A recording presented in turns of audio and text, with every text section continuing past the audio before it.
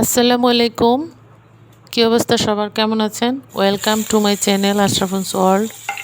হাজির হয়েছি আরেকটি রেসিপি নিয়ে, চিংড়ি বোনা। আজ করে দেখাবো খুব সহজেই চিংড়ি মাছ ভুনা কিভাবে করি।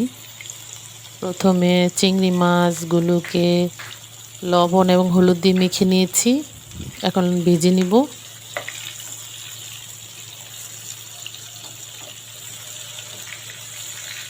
উল্টিয়ে দিচ্ছি, লাল হয়ে গেছে। এখন চিংড়ি মাছটা ভাজা হয়ে গেছে। এখন আমি ওই তেলে পেঁয়াজ কুচি দিব 1 কাপ পরিমাণ, যেহেতু চিংড়ি মাছের পরিমাণ কম।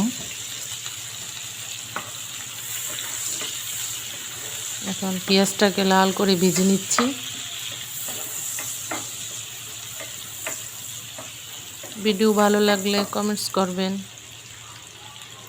কমেন্টস করলে পরবর্তী ভিডিও বানাতে উৎসাহ লাগে। পারলে সাবস্ক্রাইব করে দিবেন, কৃতজ্ঞ থাকব।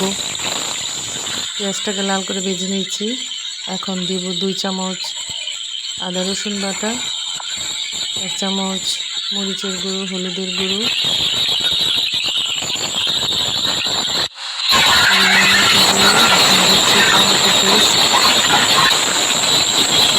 সব একসাথে কষিয়ে নেব।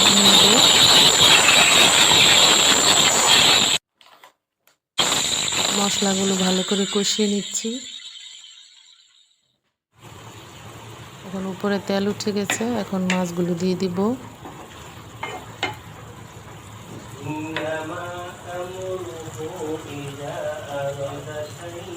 কার কার চিংড়ি মাছ খেতে ভালো লাগে জানাবেন দয়া করে।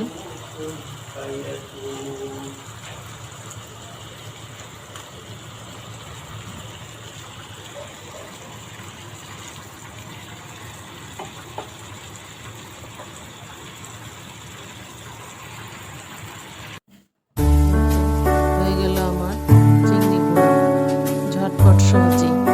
সবাই ভালো থাকবেন, সুস্থ থাকবেন, দোয়া রইল। খোদা হাফেজ।